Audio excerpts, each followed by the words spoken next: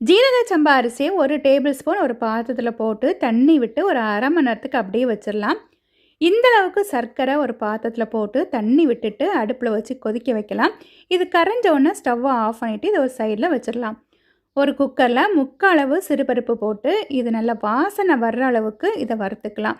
அதை பார்க்கும்போது இந்த மாதிரி கொஞ்சம் கலர் மாறி இருக்கும். இப்போ இதில் ஒரு 2.5 கப்பு தண்ணி விட்டுட்டு குக்கரை மூடி வச்சு லோ ஃப்ளேமில் ஒரு 3 விசில் வர்றதுக்கு வச்சிடலாம். அரிசி நல்லா ஊறி போய் இருக்கும். தேங்காய் இந்தளவுக்கு திருவி வச்சுக்கலாம். விசிலில் ஆவியெல்லாம் போனதுக்கப்புறம் குக்கரை திறந்து பார்க்கலாம். பருப்பு நல்லா மசிகிற மாதிரி வெந்திருக்கக்கூடாது, நல்லா இந்த மாதிரி மலர்ந்து போய் இருக்கணும். இதை 1-2 மட்டும் லைட்டாக கடைஞ்சி விட்டுட்டு ஊற வச்சுருக்கக்கூடிய அரிசியை மிக்சியில் போட்டு கொரப்பாட்டு அரைச்சிட்டு வந்து அதையும் இதில் விட்டுக்கலாம். இதில் இன்னுமே நம்ம தண்ணி தேவைக்கு கொஞ்சம் விட்டுட்டு இது கொஞ்சம் நல்லா நமக்கு கொதிக்கணும். நல்லா இந்த மாதிரி மிக்ஸ் பண்ணிவிட்டு இதை கொஞ்சம் கொதிக்க வைக்கலாம்.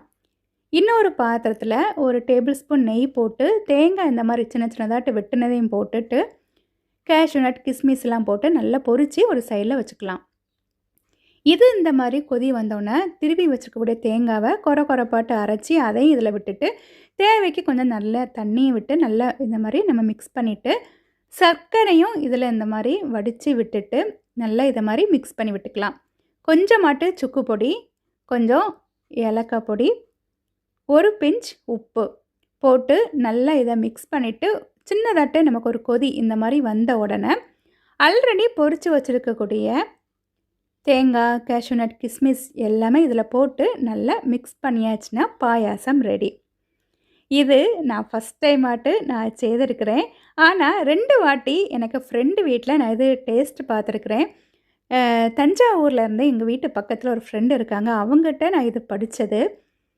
கன்னியாகுமரி டிஸ்ட்ரிக்டில் கூடுதலும் ஜவ்வரிசி போட்டு தேங்காய் பால் எடுத்து விட்டு தான் பண்ணுவாங்க. கேரளா ஸ்டைலில் இருக்கும். நீங்கள் எல்லோரும் இப்படி தான் பண்ணுவீங்க அப்படின்னு நினைக்கிறேன். நான் கரெக்டாக பண்ணியிருக்கேனா, எப்படி இருக்குது அப்படின்னு சொல்லுங்கள். டேஸ்ட் வந்து சூப்பராகட்டும் இருந்துச்சு. ஜவ்வரிசி இல்லை அப்படின்னா இதே மாதிரி சேர்த்துக்கலாம். தேங்காய் பால் எடுக்கிறதுக்கு கஷ்டப்பட்டால் இந்த மாதிரி கூட சேர்த்துக்கலாம். ட்ரை பண்ணி பாருங்கள். தேங்க்யூ.